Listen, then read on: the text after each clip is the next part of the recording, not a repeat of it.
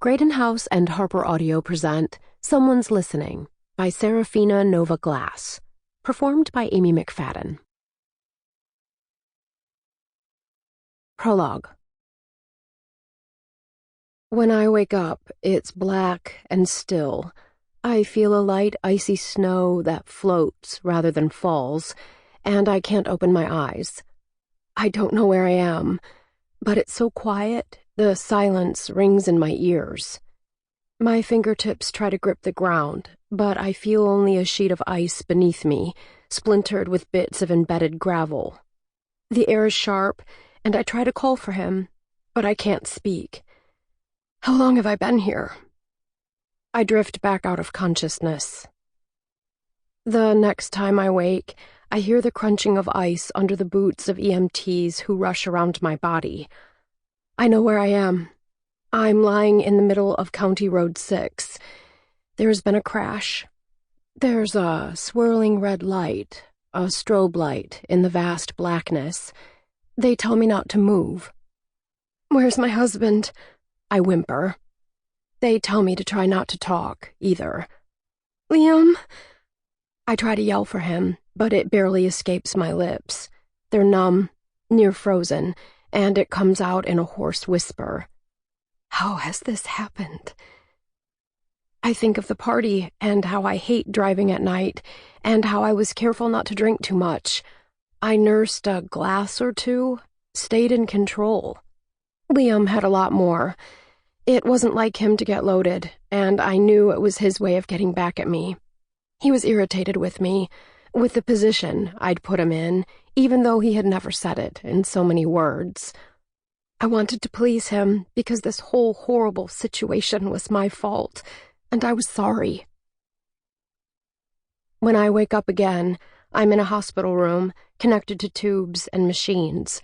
The IV needle is stuck into a bruised purple vein in the back of my hand that aches.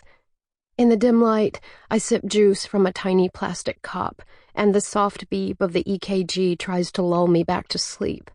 But I fight it. I want answers. I need to appear stabilized and alert. Another dose of painkiller is released into my IV. The momentary euphoria forces me to heave a sigh. I need to keep my eyes open. I can hear the cops arrive and talk to someone at a desk outside my door. They'll tell me what happened. There's a nurse who calls me sweetie and changes the subject when I ask about the accident.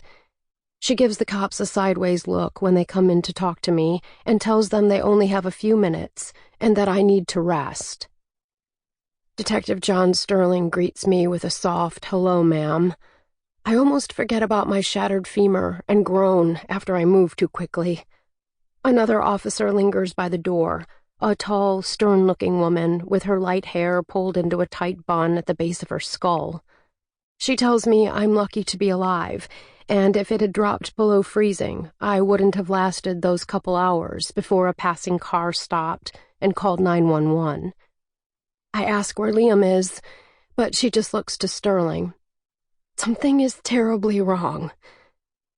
Why won't anyone tell me what happened to him? I plead. I watch Detective Sterling as he picks his way through a response.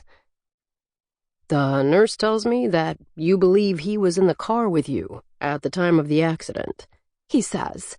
I can hear the condescension in his voice. He's speaking to me like I'm a child. They said, I believe he was? That's a fact. We came from a party, a book signing party. Anyone can tell you that he was with me. Please, is he hurt?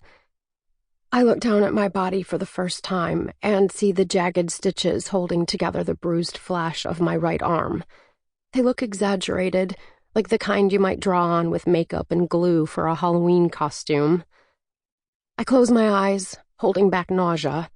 I try to walk through the series of events, trying to piece together what happened and when. Liam had been quiet in the car. I knew he'd believed me after the accusations started. I knew he trusted me. But maybe I'd underestimated the seeds of doubt that had been planted in his mind. Sample complete. Ready to continue?